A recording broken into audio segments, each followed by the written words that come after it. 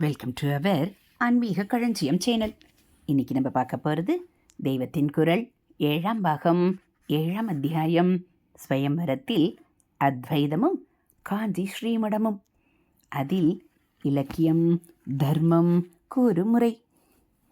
ஒரு எஜமானன் கட்டளையிடுவது போல் சத்தியம் பேசு, தர்மமாக நட என்று வேதம் ஆக்ஞை பிறப்பிக்கும். இதற்கு பிரபு சம்மிதை என்று பெயர். இதையே நண்பன் எடுத்துச் சொல்கிற மாதிரி புராணங்கள் கதாரூபத்தில் விளங்கும். இதற்கு சுஹ்ருத் சம்மிதை என பெயர். கதையானாலும் புராணம் செய்த ரிஷிகளும் தர்மத்தை ரொம்பவும் வெளிப்படையாகவே வலியுறுத்தி கொண்டு போவார்கள். சுஹ்ருத் அல்லது நீதிமானான நண்பன் பேசுகிற பாணியில், இதைவிட ஹிதமாகவும் மதுரமாகவும் தர்மத்தை சர்க்கரையில் தோய்த்த மாத்திரை மாதிரி கதையில் தோய்த்து சொல்கிறவன் கவி. நம் நாக்குக்கு சர்க்கரை ருசிதான் தெரியும், மருந்து சரக்கு இருப்பதே தெரியாது. வயிற்றுக்குள் போய்த்தான் அது வேலை செய்யும். இம்மாதிரி காவிய ரசத்தை நாம் அனுபவிக்கிற போது நமக்கு தெரியாமலே நமக்குள் தர்மங்கள் ஊறுகிற விதத்தில் கவி பேசுவான். காவியத்தை காந்தா சம்மிதை என்பார்கள்.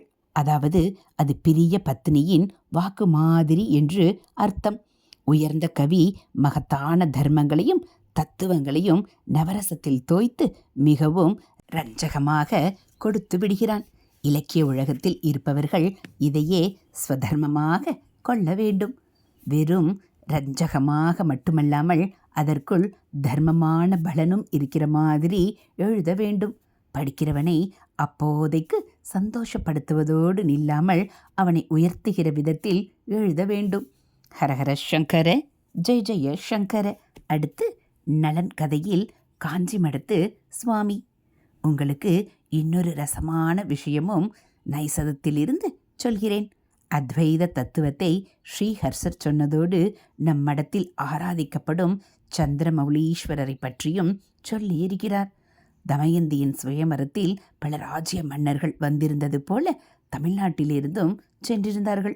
காஞ்சிபுரத்திலிருந்து போயிருந்த அரசனை பற்றி சரஸ்வதி தேவி தமயந்தியிடம் சொல்கிறாள். சிந்தோஜத்ரமய பவித்ரமஸ்ருஜத் தத்கீர்த்தி பூர்த்தாத்புதம் யத்ர ஸ்நாந்தி ஜகத்தி சந்தி கவய கே வான வாசம் யமா யத் பிந்துச்ரியம் இந்து ரஞ்சதி ஜலம் சாவிச்சிய திருச்சேதரோ யஸ்யாசௌ ஜலதேவதா ஸ்படிகபூர் ஜாகர்தி யோகேஸ்வரக. இந்த அரசன் காஞ்சிபுரத்தில் சமுத்திரம் போன்ற ஒரு பெரிய தடாகத்தை வெட்டியிருக்கிறான். அது பரம நிர்மலமான ஜலம் நிரம்பியது. அதை வர்ணிக்க முடியாமல் கவிகள் மௌனமாகிவிட வேண்டியதுதான். இந்த தாடகத்திலிருந்து தெளிந்த துளிதான் சந்திரனோ என்று தோன்றும்.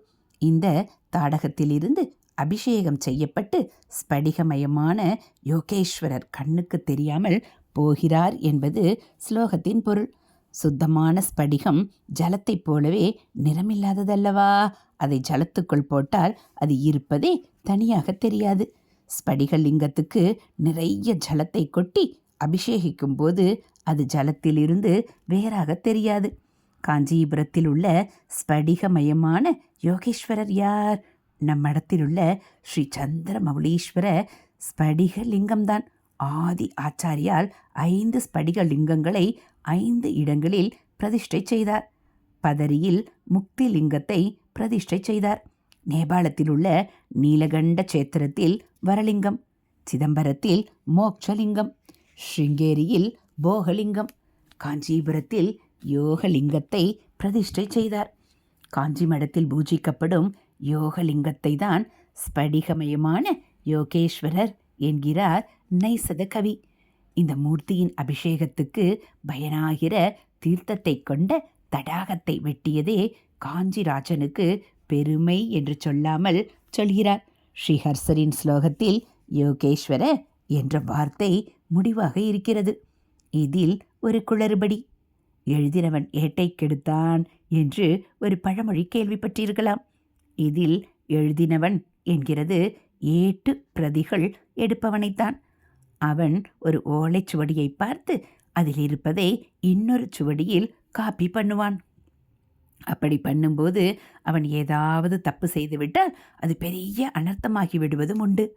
இங்கே அப்படித்தான் யோகேஸ்வர என்பதை யாகேஸ்வர என்று எழுதி அதுவே ஒரு பாடாந்தரமாக பரவியும் விட்டது.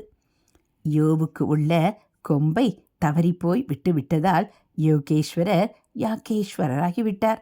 ஆனாலும் காஞ்சிபுரத்தில் எங்கே தேடி பார்த்தாலும், எத்தனை காலத்துக்கு முந்தின கதைகளை ஆராய்ந்து பார்த்தாலும் யாகேஸ்வரர் என்று ஒரு ஸ்படிகலிங்க சுவாமி இருந்ததாக தெரியவில்லை. சமஸ்கிருத காவியங்களுக்கு உரை எழுதிய பிரசித்தமான உரைக்காரர்களில் ஒருவர் மல்லிநாத சூரி என்பவர். அவர் நைசதத்துக்கு எழுதியிருக்கும் வியாக்கியானத்தில் இந்த இடத்தில் யோகேஸ்வர என்ற பாடத்தையே எடுத்துக்கொண்டிருக்கிறார். அதோடு அந்த ஸ்படிக லிங்க யோகேஸ்வரர் பிரசித்தி பெற்றவர் என்றும் தெளிவுபடுத்தி இருக்கிறார். ஸ்பாடிகம் லிங்கம் யோகேஸ்வர இதி பிரசித்தி என்று சொல்லி இருக்கிறார். தற்காலத்தில் மகா பண்டிதராக இருக்கும் மகா மகோபாத்தியாய கோபிநாத் கவிராஜும் யோகேஸ்வர என்ற பாடத்தையே ஒப்புக்கொண்டிருக்கிறார். ஆகையினால் சந்தேகத்துக்கு இடமில்லாமல் நம்முடைய மடத்து சுவாமியைத்தான் ஸ்ரீஹர்சர் சொல்லியிருக்கிறார் என்று ஆகிறது. ஸ்ரீஹர்சருக்கு அத்வைத தத்துவத்தில் நிரம்பவும் பற்று இருந்ததோடு ஸ்ரீ ஆச்சாரியார்களால் ஆராதிக்கப்பட்ட யோக சந்திர மௌலீஸ்வர லிங்கத்திடமும் மிகுந்த பக்தி இருந்ததாக தெரிகிறது. அவர் 800 வருஷங்களுக்கு முன்னால் வசித்ததாக அறிகிறோம். காஞ்சி ராஜனை பற்றி சொன்னது போல் அவர் குளம் வெட்டியவர்களை பல இடங்களில் பெரிதாக புகழ்வதை பார்க்கும்போது அவர் ரொம்பவும் தண்ணீர் பஞ்சமுள்ள குஜராத், மார்வாட், ராஜபுதனம் போன்ற சீமையைச் சேர்ந்தவர் என்று தோன்றுகிறது. இந்த சீமைகளில்தான் குளம், குட்டை, கிணறு வெட்டுவதை போற்றுகிற வாபி பிரசஸ்தி என்ற பல சாசனங்கள் கிடைக்கின்றன. பல 100 வருஷங்களுக்கு முன்னால் வட இந்தியாவில் எங்கோ ஒரு பிரதேசத்தில் இருந்த ஒரு கவி காஞ்சிபுரத்து யோகேஸ்வரரை தெரிந்து கொண்டு அவரை ஸ்லாகித்து கூறியிருக்கிறார் என்பதிலிருந்து நம் மடத்தின் தொன்று தொட்ட பிரசித்தி தெரிகிறது. அதோடு இங்கே பூஜிக்கப்படுகிற சந்திரமௌலீஸ்வரர் உலகுக்கெல்லாம் சொந்தமான சுவாமி என்றும் தெரிகிறது. ஒவ்வொரு வீட்டுக்கும் சொந்தமாக ஒரு சுவாமியை வைத்து பூஜை செய்கிறோம். உலகத்தையே ஒரு வீடாக்கி அதற்கு சுவாமியாக பஞ்சலிங்கங்களை ஆச்சாரியார் பிரதிஷ்டை செய்திருக்கிறார். லோகமெல்லாம் சேமமாய் இருப்பதற்காக இந்த சந்திரமௌலீஸ்வர ஆராதனை எந்நாளும் அமோகமாக நடந்து வர வேண்டும். ஹரஹர சங்கர ஜெய ஜெய சங்கர, ஹரஹர சங்கர ஜெய ஜெய சங்கர. மகாபெரியவாச்சரணம். இதுபோல் தெய்வத்தின் குரல் பகுதிகளை நீங்கள் தினந்தோறும் கேட்கணும் அப்படின்னா மறக்காமல் நம்ம சேனலை சப்ஸ்கிரைப் பண்ணுங்கள். கூடவே பெல்லைக்கானை கிளிக் பண்ணி ஆளுங்கிற பட்டனையும் ஏற்றிடுங்க. நம்ம சேனலில் வரக்கூடிய தெய்வத்தின் குரல் பகுதிகள், மகாபிரிவ மகிமை, மகாபிரிவ அருள்வாக்கு, ஆன்மீக தகவல்கள் எல்லாம் உங்களுக்கு பிடிச்சிருந்தா ஒரு லைக்கும் கமெண்ட்டும் கொடுத்து உங்களுக்கு தெரிஞ்சவங்களுக்கும் ஷேர் பண்ணுங்கள். ஹரஹர சங்கர ஜெய ஜெய சங்கர, காஞ்சி சங்கர, கமகோடி சங்கர, காமாட்சி சங்கர, கமதேனு சங்கர. மகாபிரியவாச்சரணம்.